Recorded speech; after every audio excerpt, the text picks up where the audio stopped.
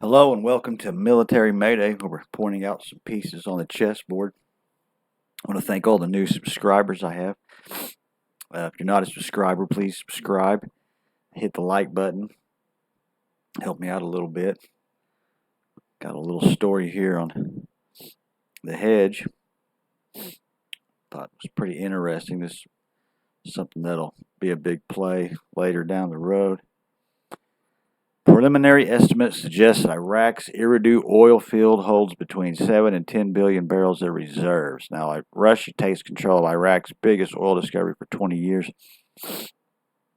Let's see here where the Eridu field is. Here's Iraq. Google. Here we go. That's it. That's where it's at. This is like the block 10. And so now you have a good idea where it's at. I thought this little story here is quite interesting. It's a longer story, but we'll get through it. Senior Russian oil industry sources spoken to the exclusively by oilprice.com last week said that the true figure may be 50% more than the higher figure of the band. In either event, the Eridu field, part of Iraq's Block 10 exploration and development region, is the biggest oil find in Iraq in the last 20 years. And Russia wants to control all of it alongside its chief geopolitical ally, China. There's a colored picture of a real life one. This is the line.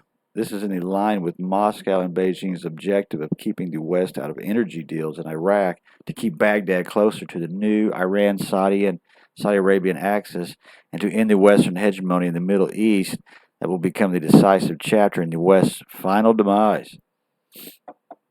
Yeah. We got a lot of oil ourselves, guys, so we got those in reserves too.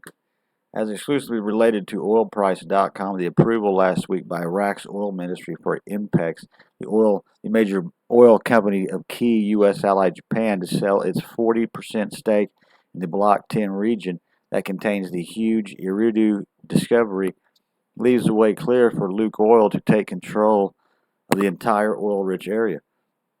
Lukoil had held a 60% stake in the entirety of the Block 10, with the remainder held by the Japanese firm. However, from March, it has been looking for ways to push Inpex out of the block. And with the last remnants of the Western influence in the area, March saw Iraq's state-owned Decisive oil company, formally approved by the development of Block 10's reserves, including the whole Eridu field. Block 10 lies in the southeast of Iraq, approximately 120 miles west of the key oil exports route of Basra, and just south of the huge oil fields in and around Nasiriyah. The contract for Block 10, awarded to Lukoil and Inpex back in 2012 in Iraq's fourth licensing round, gives a relatively high remuneration per barrel rate of $5.99. Although at that point the vast Eridu field had not been discovered. In 2021, after some preliminary testing, Iraq's oil ministry said it expected peak production at a minimum of 250,000 barrels per day from Eridu by, at that point, 2027. The senior Russian oil industry sources exclusively spoken to the oilprice.com last week believe peak production could run at least 100,000 BPD higher than the previous figure, contingent on whether the new reserves estimates are correct. Although given delays in the development in 2021, the date at which that will be achieved is now towards the end of 2029. So what they're saying is they're not totally sure if there's more than what's supposed to be there. But by 2029, they're expecting the 100,000 for sure. 100,000 higher than the previous figure, which was 250,000 barrels.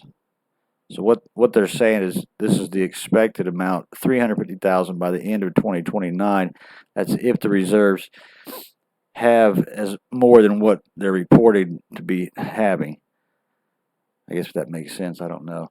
Back in 2021, at least before the U.S. formally withdrew from Iraq by ending its combat mission there at the end of December, it was clear that Washington knew that Russia and China were up to long term in the country and how the U.S. was being manipulated by Iraq. In a moment of insight, the then U.S. Department Assistant Director of Defense Dana Stroll said, "It's clear that certain countries and partners wouldn't want to hedge and test what more they might be able to get from the United States by testing the waters of deeper cooperation with the Chinese or Russians, particularly in the security or military space." Sounds a little bit like a threat. This view could equally have been aimed not just at Iraq, but also at most other countries in the Middle East at that time, most notably Saudi Arabia and the UAE. That said, this profound insight had no effect on Washington at that point and posed no impediment to either Russia or China's continued drive to entirely push the U.S. out of the Middle East, as analyzed in the depth in my new book, The Global Oil Market Order. All right, I'm going to burn down here to the bottom. The Al-Zubair announcement came shortly after the award of Baghdad. Other major contract for the Chinese company could be a civilian airport to replace a military base in the capital of the southern oil-rich Dakar governorate. An airport, my ass, it'll be a base. The Dakar region includes two of Iraq's potentially biggest oil fields. China has said it intends to complete the airport by 2024. This region is also immediately north of the huge Eridu field, the northwest Basara. The airport project will include the construction of multiple cargo buildings and roads linking to the airport city's town center and separately to other key oil areas in southern Iraq. This, in turn, followed yet another deal will invade Chinese companies building in Al-Sadar city located in Baghdad at the cost of between 7 and 8 billion, also with the framework in 2019 oil for reconstruction and investment agreements. So China and Russia's got some building and some plans coming, and that's right along lines of pretty much they're on there. Here's another little story. Brazil puts military on high alert as Venezuela makes moves towards invading Guyana. Yep, Maduro here is in quite the economic issue. So, what's the health of the state? It would be war. To say things have been going poorly for Venezuela and its socialist government headed by Nicolas Maduro in the past few years would be an understatement. You betcha. Although it's largely slipped from the news, Venezuela continues to see massive inflation of their currency, the bolivar, along with other major economic problems that tend to accompany rule by a purely socialistic and kleptocratic government. Discontent amongst the population led to an opposition candidate that the Maduro government doesn't think much of winning their party's primary election. Such high turnout that the Maduro government immediately labeled the vote invalid. So let's just say that Nicolas Maduro isn't quite as popular as he'd like to be. But what is a socialist dictator to do in such a situation? Well, how about old tried and true tool, gin up nationalistic sentiments about the need to invade the neighboring nation? It's wag the dog, but a real war, and if this report is to be believed, that's exactly what's looking to happen. It doesn't need to be stated that war of territorial expansion is happening within our own hemisphere is bad. Bad any time, but particularly bad when there are already multiple wars going on all over the world. For a deep dive into the history of Guyana, you can read a detailed write-up from the AP here, but suffice to say that this area has long been a bone of contention between Venezuela and Argentina, going all the way back to Venezuela's declaration of independence from Spain in 1811. The question of who owns this huge chunk of territory has been settled through international arbitration in the past and is currently subject to the international arbitration, which Venezuela has been making noises pulling out of because signs point that it might not be likely to get their way in the end. But now it seems that they may be looking for another way to settle the issue, the older-fashioned one with a lot more blood being spilled. Yeah, what do you do when you're down and out? You go to war, and pretty much takes the heat off of you.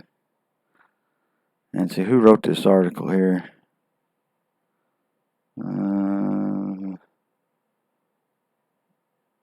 Max Shmentov, pool phenomenon. There we go. Maybe it's at the bottom.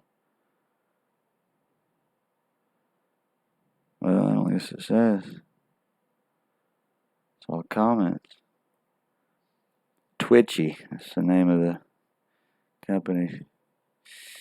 Kusi, I don't know. Fuck. Anyway, yeah, the whole world's starting to have to make these moves. You're going to see a lot more of it. Again, it's into 2024, I think, is when you're going to start seeing a lot of hard movement. Up until then, it's just going to be this shit. Anyway, like or subscribe. Toodaloo.